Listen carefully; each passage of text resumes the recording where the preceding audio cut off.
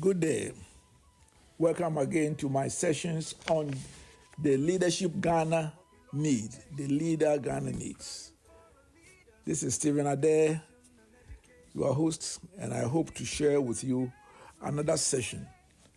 In the previous sessions, we have looked at the character of the leader Ghana needs because, as is said of David, he led the people of God, the Israelites, with integrity and skillfulness of hand. We look at their honesty, their integrity, their ability to lead moral lives, willing to be guided by the word of God, and having the courage to take the bold decisions that will push the society forward. Then we came to sessions on the competencies of the leader that Ghana needs. Whether they are strategic thinkers, they are able to envision how far Ghana must go in 10, 20, 30 years.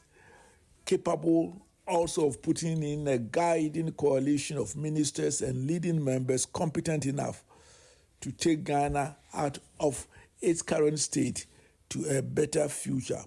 The ability to make decisions and to navigate the course which change management is all about. Today, I want to look at not the character and the competence, but the care. So today's session, I will call it the leader Ghana needs. Is one who cares for the ordinary person. Of course, you may expect that if anyone wants to be a president or a minister, it's because of the people. Unfortunately, that is not true, and worse still, not the norm. Oftentimes, people seek positions because they want to prove themselves, especially narcissists who want to show the people whom they think has offended them how capable they are, or to be the competition, to aggrandize themselves with wealth. I, me, and my family living for the party and the rest. Or worse still, their tribe or they are part of the country. So it is not true, sad to say, in our part of the world that people seek leadership because of the welfare of the people. Oftentimes, that becomes a byproduct. Someone has said that there must be some good to exist for evil to thrive. In the same way, in leadership, at least unless they offer some sweetness, like people are doing now, going about campaigning, which is almost like a wish list, changing what is they would like to do for Ghana from district to district, from constituency to constituency, because most of them don't mean what they are saying. So there's always something that a leader of his people must offer the people in order to be considered at all. That's not what I'm talking about. As one of the presidents said, that everybody will promise roads, water, electricity. But are they truly caring? And what should be the criteria that we should be looking for in the leader that Ghana needs when it comes to the welfare of our people? I want to suggest 7 tests of the leader who cares, especially at the national level.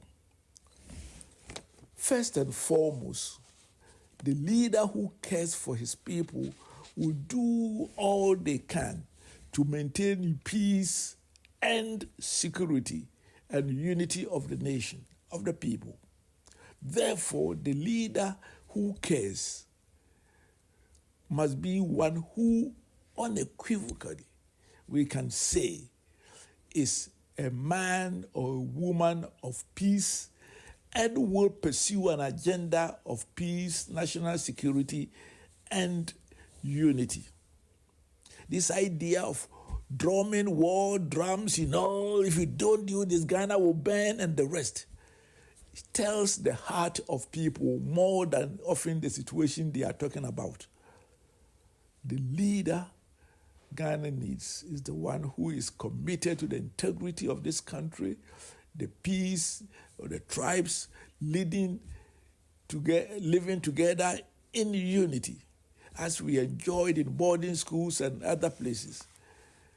Not those who think that, Ashantis and Evers are enemies, Northerners are not respected, and therefore this, and all those type of things. When you get to the bottom, I've had the opportunity of almost visiting every part of this country. And the beauty of each of our traditions is such that we must learn to respect one another and encourage one another and bring out the best of our people as a united nation. So the first is the leader Ghana needs when it comes to care is peace and security. In this country now, according to the National Peace Council, there are almost about 400 trouble spots, largely chieftaincy disputes. This is not good for our country. And the leader we need is not those who stoke these divisions, but want to bring people together to celebrate their unity. The second, which I must put on my economist hat, is the leader Ghana needs is not the one who is promising you this a borehole here, a bridge there. Of course, eventually those are needed. But unless the macro framework, the overall economic management is good, so that the ordinary person can go about their businesses, their farming activities, their little small-scale enterprises, and be comfortable. If the macro environment is not good, it's so difficult for people to make a living. And I believe that if you want to find the leader who cares, you must be looking at, is the leader and their team capable of ensuring that the economic fundamentals are going to be in good shape? Of course, there are occasional disturbances like COVID and Ukraine and the rest. But what you want to look at is that on a sustainable basis, are they going to maintain currency stability? Is inflation going to be brought under control? Is the cost of capital and availability of capital to the private sector, are they going to be such that the ordinary person would be in a good position and make a living on their own? Remember, the government does not employ more than 1 million Ghanaians. All the rest are either self-employed or Ghanaians employing one another. So therefore, is the macro environment for this to happen which is more important. The third thing, which has become very, very urgent today in Ghana, has to do with our physical environment which we live in. I believe that the leader who cares for Ghanaians might be someone who is passionately and have concern about the physical environment and courageous enough to deal with them. We are talking about Galamsey in particular, the pollution of our rivers, and which leaving us an intergenerational problem. The plastic waste. There are other African countries who have banned other plastics, especially the light ones, which cause most of the troubles, and they are surviving.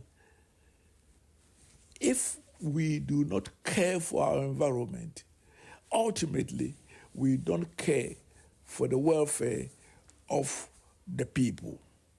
So that will be my third.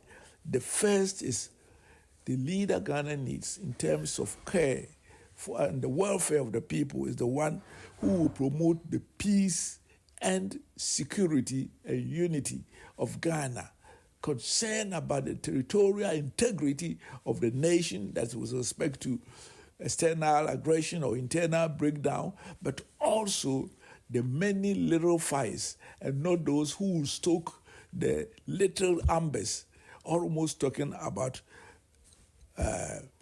threat of warfare, Ghana will burn, and the like. The second is that they must be willing to manage the macroeconomic, socioeconomic environment such that the ordinary person who is not a government employee can make a living on their own. And the third is environmental security, the physical environment. And especially at this stage, I believe that galamsey and plastics are on top. Of course, degradation of our forest reserves must be related. Let me go to the fourth thing about a leader who cares. You know, each one of us cannot make a road to our villages, to our houses. Basically, the individual is not in a position to provide electricity and water. Of course, with solar, now, those who are relatively well off can literally insulate themselves from the national electricity grid and also tap into underground water. But on the whole, there are certain things that are much efficiently done when it is done by the central government, for which we pay taxes. And I'm talking about roads, economic infrastructure, electricity, water. I call it the development commons. I believe that these are very important. The educational network that produces the raw material, the human beings who are used to build industries, to maintain the public sector, and to develop the country. These are the health system. In other words, there are certain things that collectively we entrust to the government so that when they take care of us, of those things, each one of us can go about their business with tremendous ease. I believe that these commons, as I call it, development commons, if a government has not a program to put in place the right systems, then they do not care for the people. And here we are talking about the backbone. I will add now the ICT backbone. You go to Egypt, for example, every school is connected with fiber optics so that they have access to free ICT. And we are here. We are giving tablets to people where they may not even have electricity to charge them. These are concerns. And I believe that the leaders must come up with a program as to what they are going to do in terms of these: education, health, energy, and the rest. The fifth I would like to mention has to do, and is particularly Ghanaian, or you may say African, and not that the corruption doesn't exist in other places, but let us think about home, as President Emeritus would say, Diufiasm. Let us talk about our home. I believe that nobody can say he cares for Ghanaians if he's not willing to show leadership in the fight against corruption. I believe, as I've been quoted several times, corruption is a matter of leadership and law. Leadership model is essential. And then ensuring that the leader will not tolerate any scent of corruption within the administration. I always refer to Lee Kuan Yew, whose friend got some illicit money, and he knew that when he knew that Prime Minister Lee Kuan Yew had heard it, he committed suicide because he would rather die than face Lee Kuan Yew as a corrupt person. I believe it requires courage. It requires they themselves being such that nobody can point to them. Not that, they have not been convicted by a court of law. Corruption perception should be zero about a leader who cares for Ghana, because corruption is killing us. I believe that if the person promotes peace and security, good macroeconomic environment, concern about the physical environment of the nation, and has an agenda to deal with the major social challenges, education, health, energy, those commons which must be there so that individual industries can build upon and persons can go about their other duties without concern about this.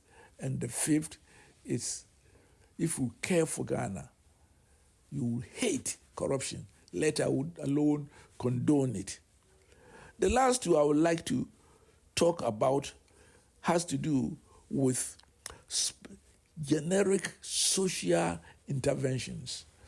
Both are about social interventions, but I say generic.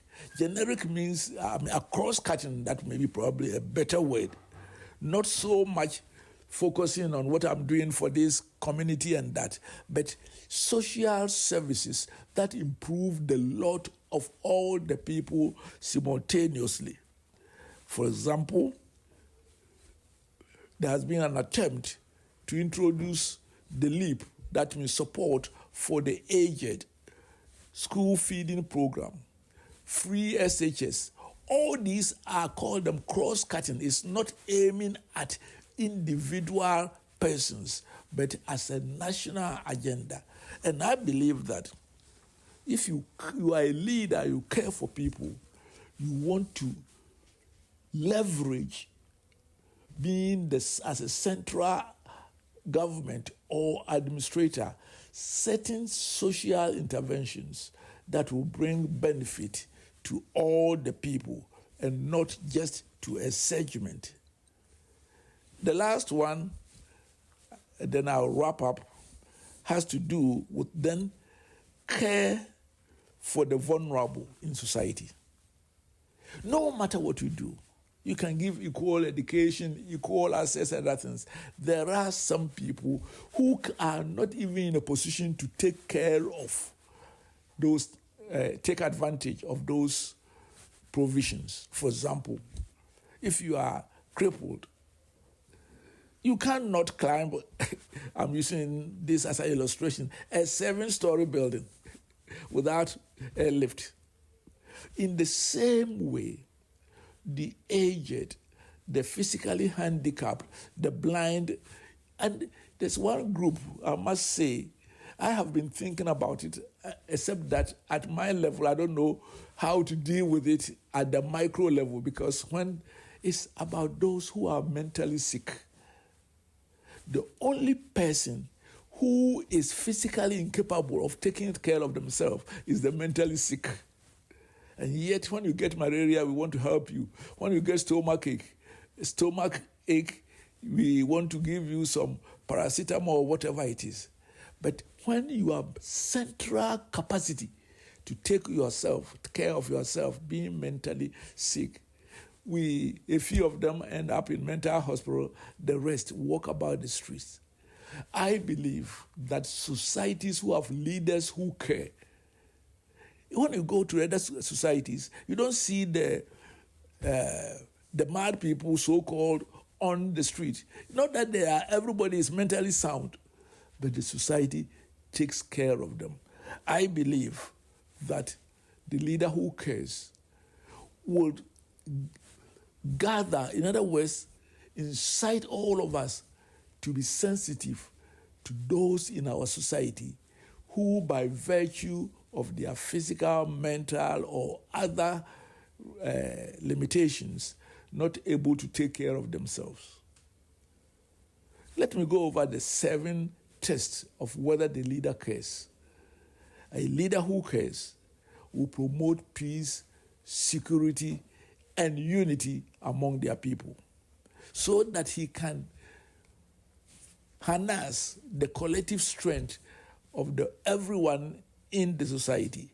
The second is that they will manage well the macro socioeconomic environment so that those who are not employed by the government can go about their own business and be successful. The third is that they will care about the physical environment, which in Ghana today translates into galamsey and plastics and the wanton destruction of our forests. The fourth is that they would take care of things which are best taken care of collectively: the education system, the health, as the energy, and water, because the cost of taking care of this on your own is so expensive. Imagine if everybody has to find a means of educating themselves. Everybody has to produce their own energy, water. I live in a rural area, peri-urban though, but with doing so unreliable, one have to use solar. I have to have my own borehole, and it's so expensive. And that is why governments are elected. In Ghana, the leader who cares will tackle upfront, the fifth one, corruption, which is a canker eating the very fabric of our society. He himself or she herself will be living above board when it comes to corruption. But more so, they will not tolerate corruption in their system. And it's a matter of leadership modeling and insisting, as well as, of course, legal measures to that effect. Then, the sixth, I mentioned that special social interventions would be a feature of a leader who cares. Already we have seen a lot in our system, but they must be efficient and more to come. The LEAP, the NHIS, free SHS, school feeding programs, these I consider them to be targeting the vulnerable, and it must be across the board. And the seventh one is helping those who cannot help themselves specifically, because there are others. If you do generic social intervention, they will fall through the net. The physically handicapped, the mentally challenged, and the rest. At the end of the day, are these going to be one intervention or a demonstration of care? No. A good leader who cares will come up with a long-term national strategic agenda in which these things fit into. A country like Ghana cannot do everything at the same time, but there must be an agenda so that this year we know. If you go to places like China, they have long-term plans, but every 5 years, there's a certain thing they concentrate on and get it right, and then the next epoch, they build upon it. These are the things we should be looking for in the leader who cares, not the party colors, but looking at the individual, so that you look at the 13 people whose names is now 12 people, not easy to recall, but we are talking about Mahama, Baumia, Bediakon, Alan Chematin, and some of and the rest. Can they pass this test? And have they put it together? Oftentimes, when you talk about the manifesto, it seems as if Ghana is there for only 4 years. The leader who cares knows where he's going to take Ghana to in the longer run. And then part of it is what he will be doing in 4 years. May God help us to look, of course, none of us is perfect, neither should we expect it from our leaders, but may God help us so that we will look among the leaders, the one who best approximates the leader who cares, the leader who is competent, and the leader who has character. Shalom, and may the Lord be with you, and let us meet again our last session before the election, and I'm going to talk on that day. The leader Ghana needs depends upon the integrity of you as a voter. Because if you do not have the integrity and vote according to conscience, we will never have the leader Ghana needs. Meet me in YouTube week after week and ZFM 101.9. This is Stephen Adei sharing his thoughts about the leader Ghana needs. I thank you. We're crying for a leader with vision and education. Prof. Stephen Adei is leading the way, searching for a light to brighten our day. In the villages and cities we roam, looking for the wisdom to build a new home. Prof. Stephen Adei, we count on you. Guide us with your mind so bright and true. We need a leader who stands so tall, one with the answers, so heed our call. Ghana's future shining like the sun. We find our hope in everyone. From the hills to the bustling streets, we're marching forward on dancing feet. Prof. Stephen Adei show us how to lift our nation starting now. With hearts on fire and spirits high, Ghana's dreaming, reaching for the sky. Prof. Stephen Adei.